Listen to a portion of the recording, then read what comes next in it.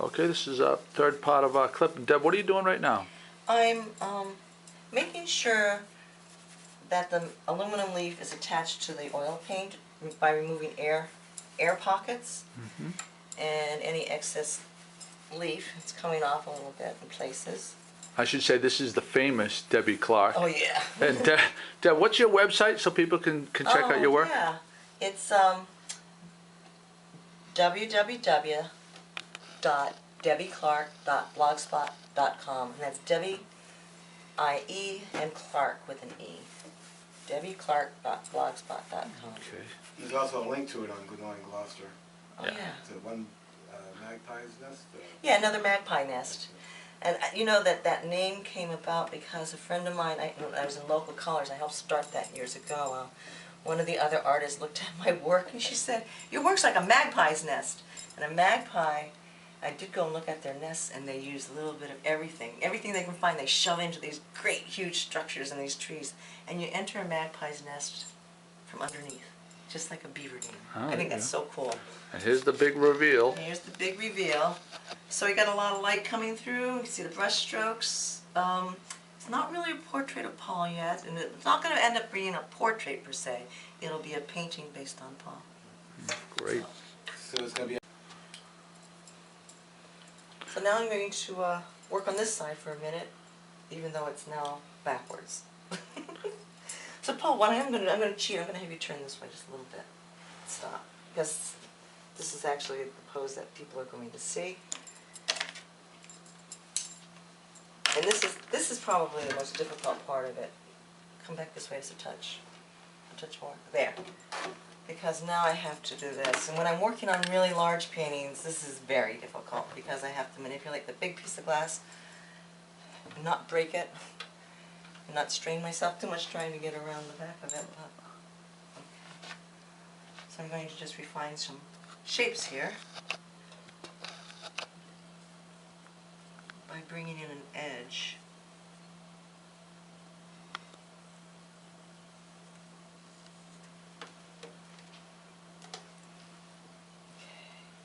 You know, I don't think there's a lot of portrait painters in Gloucester anymore, is there? There's an awful lot of landscape painters. And I know that people go to figure drawing classes, but I don't know about portrait painters. Not that are visible. I don't see any out there either. Yeah. I guess portrait painting's never really taken off around here. There was Helen Van Was it Wyck. Armand Sandoni? Wasn't he a portrait? Armand was a portrait painter, yeah. He died a few years back. Helen Van Wyck was a portrait painter. Who else? I can't think of anybody else. The landscape's so beautiful around here. Just can't escape it. But I've always liked doing people. Paul would tell you that I'm a, what do I say all this? My thing is that I'm not the cliche of this, the painting the schooner over and over and over and over. Boats, he hates boats. I don't hate boats. I just, it's just, I like to see, like this kind of thing, what Debbie's doing, and I like to see what the kids at the Hive are doing, like this That's new. the great thing about art. Yeah. There's So much many, out there. yeah. Different mediums You like and what you like. different things and different techniques instead of the same oil paintings that you see over and over again. It's Yeah. kind of, to me, is just refreshing. And I think it's just being jaded because you grow up around here. You go into the galleries and you see a lot of the same things, and you get excited by something fresh. Okay, I'm going to put some more color on my palette right now. So I don't know if you can see what I've done, but there's some line work. What change did you just make? What changes did you just make? I pulled some of the foil out here on his hat. Did you see? Yeah, yeah. I put a line here, just defining some edges. This is defining where the top of his hood is. I'm going to add some more color to it, but I also I'm going to get out the gold toned leaf and lay a line in there. And I'll show you what that looks like. It's like you start really simple and then you get everything all complicated. And then you go back and you simplify again. So right now, I guess I'm in the middle of complicating it a bit. That'll be exciting. Whoops, just going to lay it in here like this. So you're working from the front of the panel now. I'm looking at the front, yeah. This is the side the viewer will see. and I'm just drawing out that edge. I don't know if you said it on camera or off camera, that what you're doing right now is an abstract. How did you describe it? It's not a.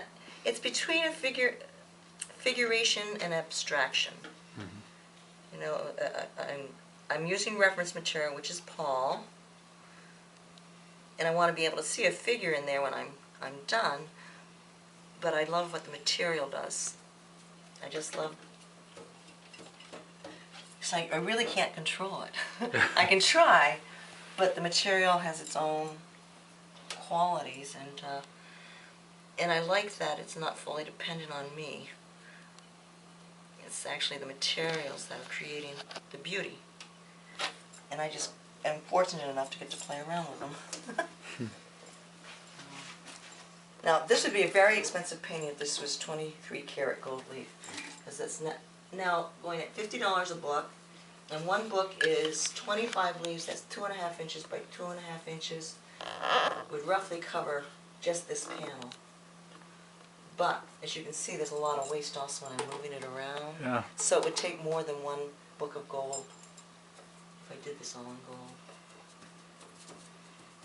Now, you can see it. Can you see that? Hold on. The gold. Let me just wait. The gold came in. Yeah. Yeah. All right. And now I'm going to put one more line in. I'm going to use real silver. And I'll just a word about these. This is called combination leaf. It's aluminum with things like copper or bronze or something like that. It will change color a little bit over time.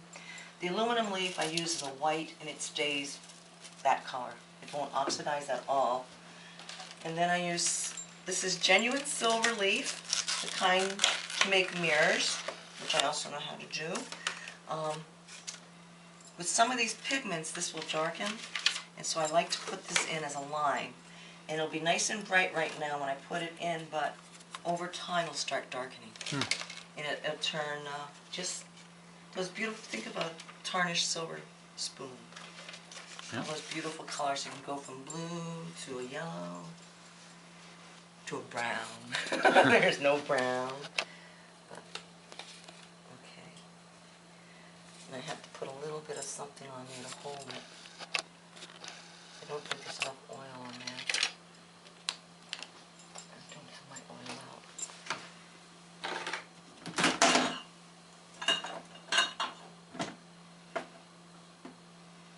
Paul, do you have painting oil? Yeah. Yeah. What you use for medium? Just turpentine and sometimes a mix of turpentine and varnish. Uh-huh. I guess that's it. I don't really. You don't put any oil in? No. Okay. If you just use turpentine and varnish, you're going to make a very brittle, that's a very brittle painting medium. And over time, it'll crack on you. So you put linseed oil in, and you always want the linseed oil to be a little less than the damar, or just equal to the damar. It allows the paint to remain flexible. Okay.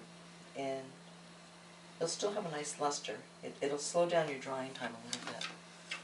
But just for the durability of your paintings, especially if you're painting on canvas, canvas expands and contracts. You just use that damar mixture, your paintings will start getting those crackles all over the place. I like panels. I like hard surface. Mm-hmm. I'm not too. I don't care too much for the flexibility of the canvas painting on it. Mm-hmm. All right, we're going to conclude our third clip right here. Very good.